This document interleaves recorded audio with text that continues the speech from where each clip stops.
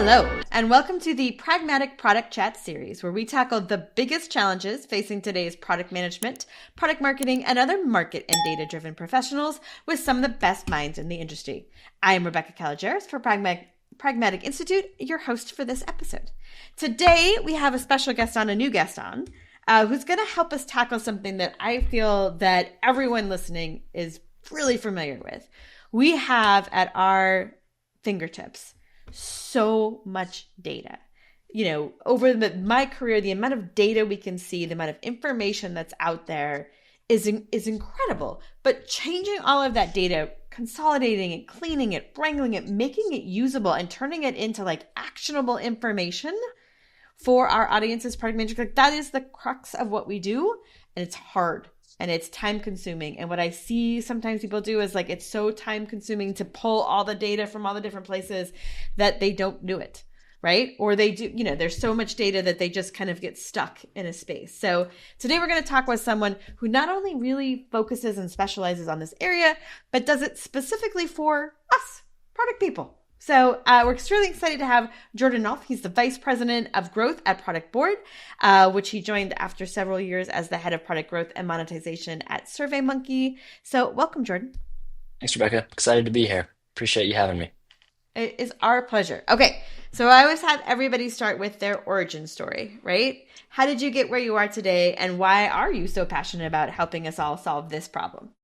Yeah, I started my career having no idea what I wanted to do after university, started in consulting, quickly headed over to SurveyMonkey, where I spent almost 7 years in strategy and operations before I realized that the more interesting problem isn't recommending solutions, it's actually being in the product org, which in product-led companies are where decisions are made. So moved into the to leading the product growth function at SurveyMonkey, and what I love is the intersection of the business side and solving user problems and being able to drive the vision and execution of the things that matter to customers. If you get it right, drives the business forward. And so moved over to Productboard 2 years ago, where I lead our growth and our AI product team here. Well, and that, I mean, that you are absolutely saying everything we love at Pragmatic, right? Like that is where you have success, where it intersects with what the market wants and needs, and what the company is good at is where you get things that really serve both sides. And you work at Productboard, which is a company and a software that I have known for a long time. I have traditionally thought of it as roadmap software, right? Like I think that's kind of the genesis. But I also know that you guys have really expanded. And I think what's also really interesting in sort of that meta way is that you guys have expanded and increased, but by doing it really by understanding your market and talking to those. And you had mentioned in our sort of prep time that you spend a lot of time talking to different product leaders. And I would love just a little bit of like, you know, make everyone feel really heard here that's listening about what kind of big problems that you are hearing regularly. Yeah, and I think just on the notion of Productboard as a road mapping tool, the I would say yes, and Product Yes. Board has always been differentiated by the fact that customer feedback is at its core one of the things Product Board leads into, not just in terms of how we go about building product ourselves, but in terms of our ability to capture and make sense of feedback for Mm-hmm. product managers, because that if you're building your roadmap correctly, you're doing it based on feedback and you're listening to your customers to do that effectively. And so to that end, what we've been spending a lot of time and in talking with customers and prospects and understanding the market, I mean, and you hear about it over and over with all of the clickbait articles, the thought leadership, the podcasts that are out there right now is what's the future of product management in a world where you can vibe code the next app in hours when you can go to prototype and wireframing in minutes. I mean, it's pretty incredible the speed by which product teams are moving. And the problem is, how do you provide the right information? It's always been a problem for product Mm-hmm. managers. Mm-hmm. It's just Mm-hmm. the iteration, the feedback cycle has been more drawn out. You write a PRD or a spec, you talk to your dev team, they push back and they ask questions and you iterate and et cetera. And it could take days, weeks before you get to a point where you're all aligned and have thought through the edge cases, which some of which you figure out during the QA process, which you can now circumvent through vibe coding and prototyping much more quickly. But at the end of the day, the more that you've kind of thought through the intricacies of what exactly you're going to build, the faster, more effective, and the better the output is. The way you do that is through understanding customer feedback, but also there's just so much, like you mentioned, information out there on your market, your competitors, your persona, your company strategy that PMs are spending time synthesizing. And I think with everything that's been happening the past 3 years or so with Gen AI, you can accelerate the actual synthesis as well as creation of assets.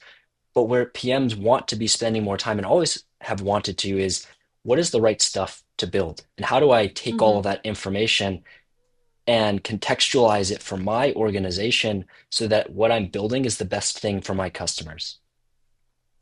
Yes, yes. Well, and I think it's interesting because we do talk a lot about using AI on the show, as everyone else does, right? But one of the thing is you can give it a lot of information and have it help you synthesize.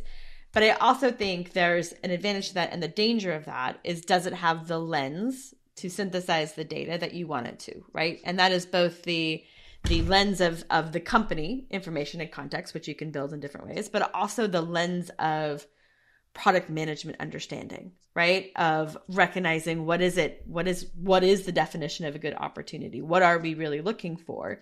That I think, we think of as the layer that the individual adds on, but I also think you guys think of as something that the tool can also assist with. Totally. It's it's funny. One of the biggest questions, which probably isn't very unsurprising, that we get when we're working with customers is often, am I doing this right? Can you take a look? Are we running this process? Is there a better way from what you see with your customers? And that's one of the things that drew me to Productboard is that Mm-hmm. meta problem of as a Yes. PM building software for other PMs where there isn't the definitive guide to how to Mm-hmm. run product management. It's relatively nascent in the grand scheme of professions out there. It's not like accounting that has You're not like a a rule CPA where book. there's, yes, Exactly. exactly. Exactly. And so we have talked with thousands of customers over the years and have consolidated a point of view on here's how product management should be run. And we are looking at how do we contextualize that and provide that to our customers, but also democratize the information that not only exists within pockets of organizations, but within different experience and tenure levels of professional PMs. You're a product executive that's been in the field for 20 years, just has so much more knowledge and context sitting in their brain than the APM that has just joined straight out of college will have. And so one of the things we've been talking with our customers is like, how do you solve that problem of democratizing information so that every asset that a PM creates is infused with information about my organization so that regardless of your skill set, skill level, tenure, you're able to craft documentation or tell a story that is, imagine, the analogy of a coal pressed into diamond. Like you're ensuring that what you create is gold standard from the beginning, Mm-hmm. regardless of how long you've been at the company, regardless of how many years you've been a product manager. It's a real problem that no one has really solved right now, and it's one that keeps coming up in the lens of Gen AI with the customers that we're speaking with. When you say the sort of gold standard, is it you think of gold standard, you can think of it as like it's in the right format, it has the right uh product management discipline, or it also, and or I guess it also has the right contextual knowledge of the organization. When is it all three? Is it one of those more than others? Yeah, great question. I do think it's a combination of all three, but I think the hardest one is that third. Everyone Mm. can develop a template, but just because you have a template, people will populate it differently. Again, getting back to how long have you been at the company dictates how much context you have on the organization. How long you've been in the industry dictates how much context you have on what's going on from a competitive landscape. And so it's really the essence of what information is captured and have you thought through the right angles to include so that you really understand the problem that you're trying to solve, putting yourself in your customer's shoes and articulating it in a way that's understandable by your audience, where your audience is a vibe coding tool, it's a developer, it's a salesperson, it's your product executive, and really translating that into the language that they understand best based on the relevant context that that individual or set of stakeholders need. Interesting. Interesting. So, all right. So, I mean, I think these are core fundamental problems that we all deal with as leaders when we're onboarding in pieces. Tell me a little bit about what is your guys' vision for how this should work? Like in an ideal world, this is how it should work. In ideal world, you have information stored for all of the major inputs you should be leveraging to deliver against an initiative, where an initiative could be a new product that you're launching, it could be a feature, um, and all of the inputs that every PM is using, information about your strategy, your OKRs, your personas, your competitors, pricing and packaging, um, all of that gets infused in the user stories that you develop, as well as the customer feedback. At the end of the day, your customers that you're going after are saying stuff about your product, and you need to infuse everything that you're doing with the concrete, well, here's the why, because our customers are talking about it. The market is telling us about it. Our competitors are doing something that we need to address. And so in an ideal world, you've kind of laid that out, that structure, that information, that Mm-hmm. centralized brain so that you're equipping PMs with, call it some kind of exoskeleton suit so that they can be empowered to operate that much more effectively. The output is that much higher quality, and it takes into consideration all of these different inputs, and the output that they get is that much stronger and that much faster so that you can then build this iteration cycle where great, you that's just one part of it, right? At the end of the day, Mm-hmm. creating assets for storytelling is a lot of the job, but what we're doing it is to make our product better, to make our customer lives Mm-hmm. better. And so once you ship something, all of that context should then come in and repopulate and update all of this centralized source of truth documentation so that once again, the next thing that we build is filled with that context so that it's this iterative cycle where I'm now making my product better and better each time, and that feedback loop is folded in to that centralized repository of information that is again at the heart based on Right. customer feedback. So if we think about this, I'm gonna like reflect this back in a grossly simplified way, right? So what we're talking about, what it sounds like we're talking about, is you have sort of a North Star, right? We have an understanding of who we are, what we're doing, who we're doing it for, our differentials, our competitive, distinctive competencies. We have all that defined. Now, for lots of people, the problem is you spend a lot of time on all the logistics of that, and then it gets boiled down to like a sentence that does not hold that same level of meaning, right? But that we are trying to measure everything against. In this case, all of that context, but without needing to uh, like shrink it down into that one easy to remember sentence is what we're talking about, is having all of that as a living, breathing organism that changes so that every asset, so every roadmap, and again, roadmaps you guys have always thought of as a strategic reflection, not just like here's a pretty way to look at a roadmap. All the assets then that we create against all the different touch points are using that specific lens. And then that as we create them and they get edited, it also updates it. Is that That's right. That's okay? right. So that again, you're not spending time doing the manual work of let me go grab the latest and greatest information. It's there. I can spend Mm-hmm. time on, is this conveying the right information? Am I solving the right problem? Um, that's where PMs are spending their time. Is this the right thing? Am I watching out for gotchas as opposed to let me see if this aligns with our company strategy? Well, it does because it's already based on the information I have about Mm-hmm. your company Mm-hmm. strategy.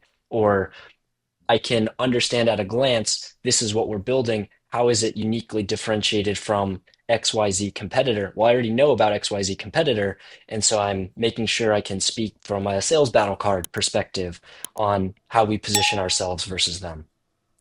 So what about some of the nuance pieces, right? So whenever I use different AI tools, they're super helpful, but there are things that it misses, right? That I'd be like, nope, I can see why you would think that, but here's why that doesn't, like, here's why that's not the right answer. And here, now let's go back and work on it, right? It is iterative and you going back. I would think it's the same thing. Like, it may, you may look like the right answer based on everything in there, but we all know when we put our eyes on it. So there's also that piece of it. How does that addressed in your ideal world?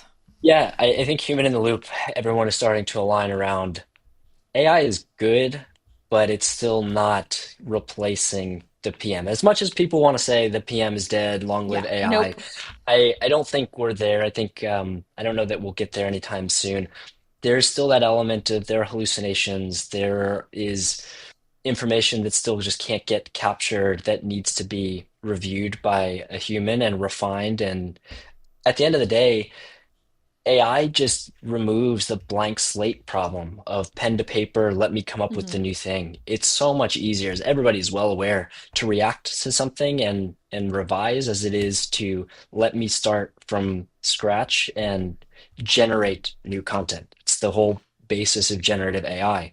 And so I think we're just accelerating the ability where you can quickly jump into what is it we're building, why are we building it, and you can start to poke at it yourself with this enhanced capability to do so with at your fingertips information that I would need to go to this Google Doc, I would need to go to Hmm. this Hmm. Excel spreadsheet, I would need to have, I mean, look at if I pulled up any PM's browser, I'd probably find three different browsers open with each about 27 different tabs. So Yes. the elimination of all of the context switching, which is so much of a PM's day to day, is okay, I've got my Slack message that I need to respond to, but also I was on this tab or was it that one? And let me switch back and forth. Um, Having all of that information in one place gives you the mind share to think about the problem as opposed to let me find the information so that I can then synthesize it and think about it. Right. I've got, extended brain I can plug into. That's right. It's if when both probably we get there, this also feels like a tool useful outside of product management. Like there are other people who have questions of which they ask product sometimes repeatedly over and over the same question, right? Is it on the roadmap? Is it on the Yeah, is this feature on the roadmap? When? yeah, Yeah. yeah. Why not? Are we ever going to do? Yes, all of that stuff. Like, you know what I mean? So that feels like there's not a replace for some of the more nuanced one, but maybe a use for that as well. Totally. I think that's long term vision wise.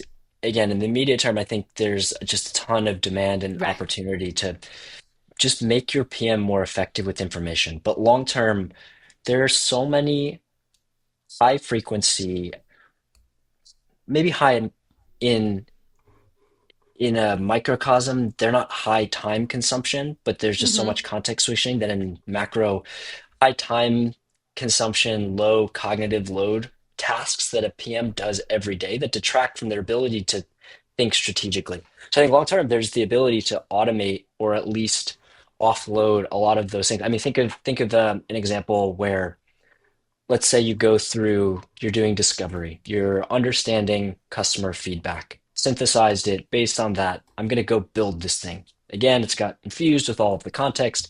I have this incredible PRD. I've begun to do discovery and I'm moving into beta. Now, I've shared this with a bunch of PMs and everyone starts to smile when I say this. To go into a beta management in a B2B setting, what's the process? Well, I go talk with my data analyst. I say, hey, here's what we're building. Here are the attributes of a customer I think would benefit. Who can we go source? Data analyst goes, runs a SQL query, or I do it as a PM, come up with a spreadsheet, look at the customers, look who the CSM is, the account health. Go talk to the CSMs about who can I actually contact. And the act of consolidating this beta customer list just to go invite them is a multi-day, multi-week process of just a bunch of conversations, Slack messages, email messages, meetings.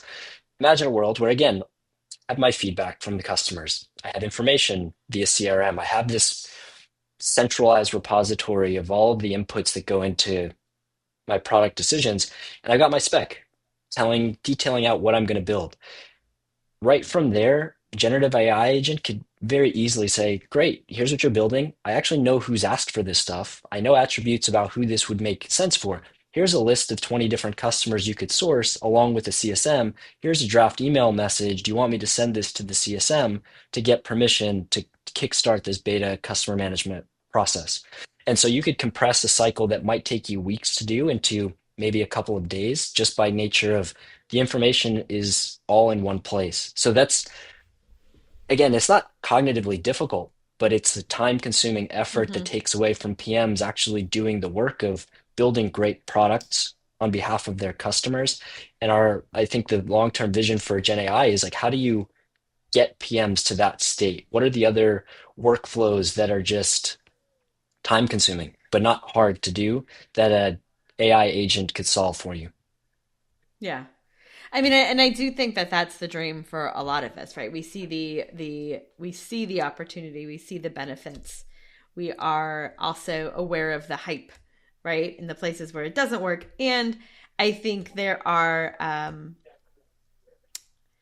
sometimes the realities of taking advantage of it at scale can be difficult, right?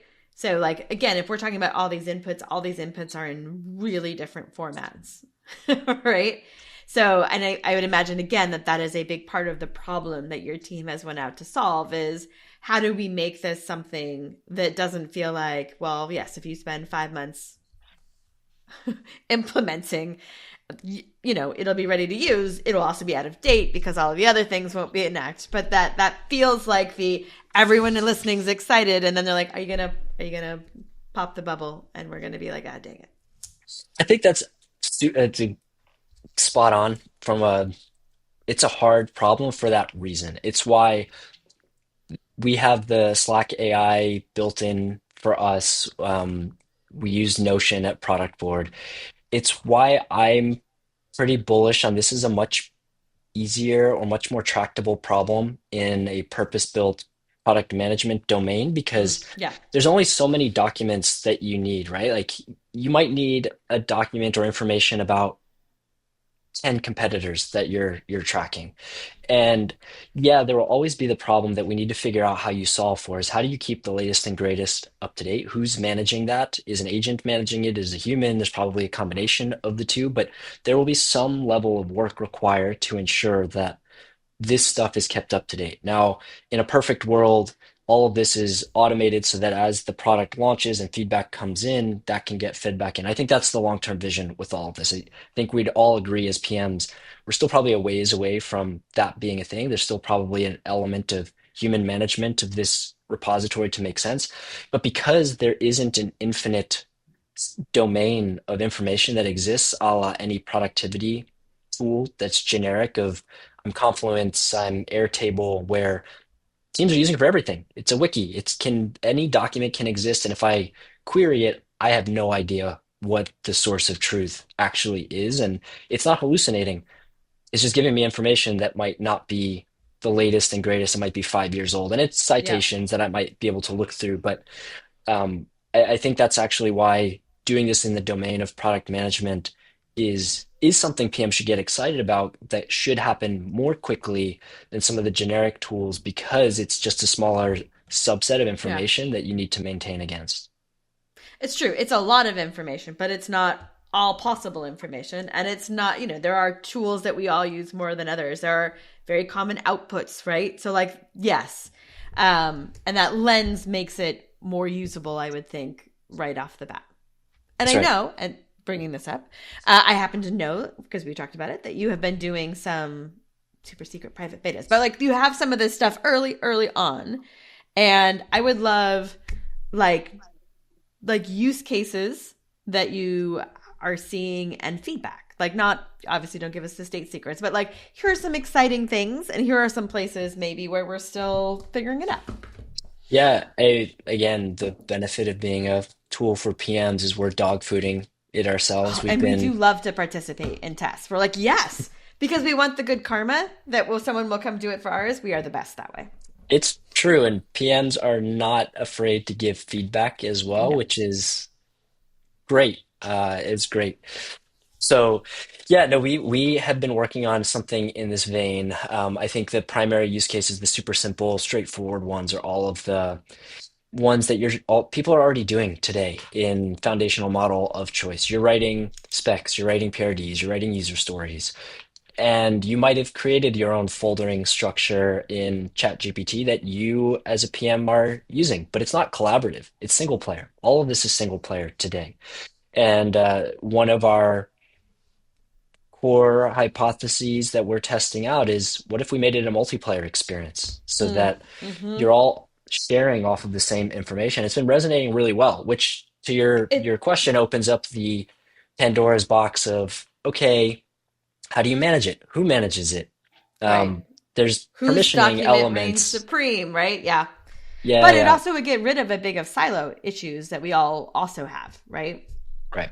Because you could imagine a world where you start writing a PRD, and if there's this central repository that has information about what the company is working on, there can be dependency signaling. Hey, this PM is Mm-hmm. already working on a feature like this. Maybe you guys should connect Yeah. about it before you move forward. So I think there are a lot of synergies you can leverage by AI helping uncover areas that there's overlap where sharing information will make people more efficient in their day to day, and you spend less time in meetings and more time with customers. Nice. One of the other things we all know about AI is that it's moving extraordinarily quickly, right? So as you guys are leveraging, I mean, not all of the technology we're talking about or leveraging is new. Like, let's be super clear. There's a lot of this that's already been used for a long, long time in different LLMs. But as you see this area speed up, right? So, like we talked about ideal vision, but I think the ideal vision we're talking about is nearer term, right? I mean, this is not like the Jetsons and I are going to be doing this in whatever year that was. I don't think that's far away anymore. That's kind of scary. But uh, what do you get excited about when you see the speed and the way things are moving? Like, is there a bigger leap? Like, and one day, we'll be able to do something else. Or what is the Yeah, next big thing? I guess maybe might be another way of putting that. yeah. I mean, I think we're talking like weeks and months Mm, from some of this stuff of being yes. accessible. I think that's the exciting part of being in tech right now is the speed of innovation. It's also the scary part because I can imagine everybody listening is running into the same problem of I need to be first to market because I need to be sticky with this use case and get embedded into people's workflows. But the technology has to work because if it Mm-hmm. Mm-hmm. doesn't and people try it, you're going to get burned and they're going to be less likely to come back and use it. So it's this really fine balance that Yeah. every company Yep. is trying to walk right now of we need to get this out there, but if it doesn't work, it needs to work too. So how do we, there's only so many PhDs that have been studying AI and ML for the past decade. And so really we're all learning as we go here very quickly as kind of a midnight on the side. I need to up level my own skill set while also moving my organization day to day forward. And so it's